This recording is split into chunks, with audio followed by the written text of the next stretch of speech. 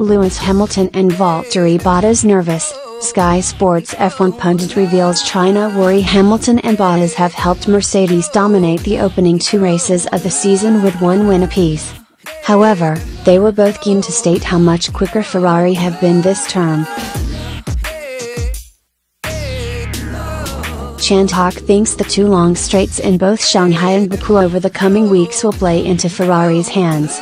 I think Mercedes are a bit nervous about this one and Baku, Chandhok told Sky Sports F1's Welcome to the Weekend. We have got two circuits in a row where we have got long straights. They are a little bit nervous, but I think as the weekend develops we will see where they are when we get to qualifying.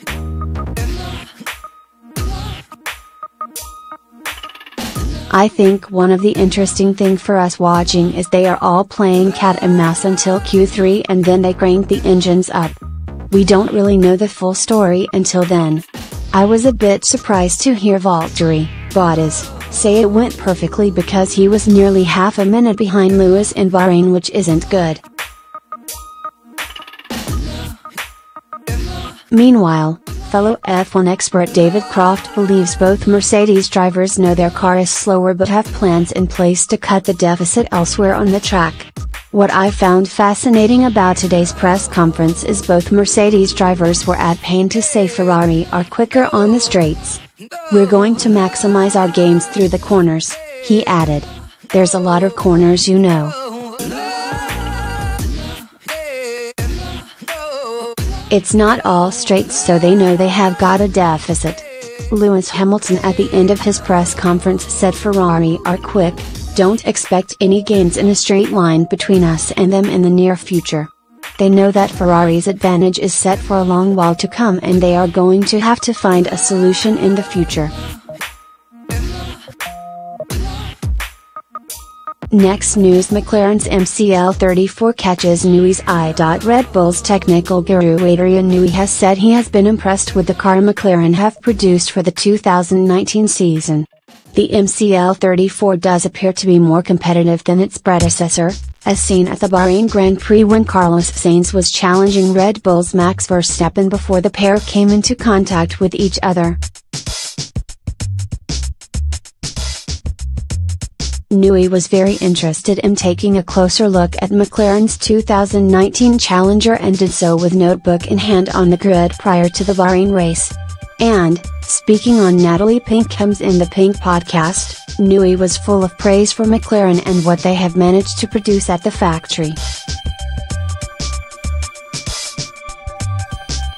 McLaren have obviously had a rough couple of years in terms of probably their chassis not being as good as it could be, but they have turned it around this year, Newey said. That's good for the sport. I think they've produced a good car, for sure, which should certainly give them a much better season than they had last year. It's unlikely it's going to give them race-winning performance, but they have made a good step, which is positive for the sport. Ahead of round 3 in China, McLaren have 8 points on the board in the constructors' standings thanks to Lando Norris' P6 finish in Bahrain. Next news, Ecclestone slammed over Schumacher comments. Former manager of Michael Schumacher, Willy Weber, has slammed Bernie Ecclestone for his comments about the German legend. In an interview with Sport Bild, former Formula One boss Ecclestone said of Schumacher, his problem was that he had no limits. Events such as Jerez in 1997 when Schumacher turned in on his championship rival Jacques Villeneuve, earning disqualification from the year's standings, but failing regardless to halt the Canadian's title charge, is what Ecclestone was referring to.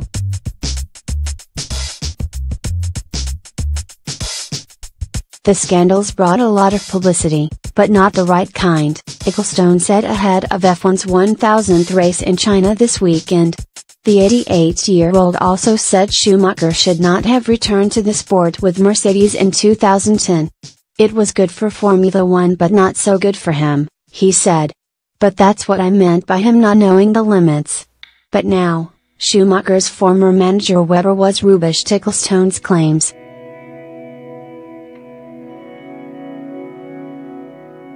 Weber told Kölner Express, That's stupid talk from Ecclestone. As a racing driver, you have to go to and sometimes beyond the limit. Nobody knew this better than Michael, who became the most successful racing driver of all time. Bernie knows it too. The fact is that Villeneuve actually invited him to drive into him. I told Michael, if you do it right, just as Alain Prost and Ayrton Senna did a dozen times. But he did it half-heartedly, because as a German he knew it was S. Webber also said Schumacher and Ferrari's success put Ecclestone and F1 in a place they had never been before and may never be in again. And yet now he talks like that about Schumi, who cannot speak for himself, Webber said. The 77-year-old also said he advised the 7-time world champion not to return in 2010, but that he was motivated to succeed and set on a return. I actually advised Michael that he could not win, he could only lose, he added. But he was simply inspired by the idea of succeeding again with his old friend Ross Brawn. The fruits were then harvested by Lewis Hamilton and Toto Wolff.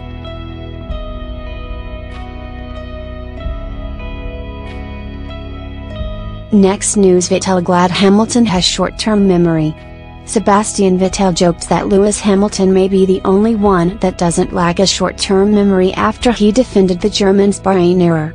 The 4-time world champion spun in Bahrain while fighting Hamilton over P2, with his error causing him to finish the race down in P5.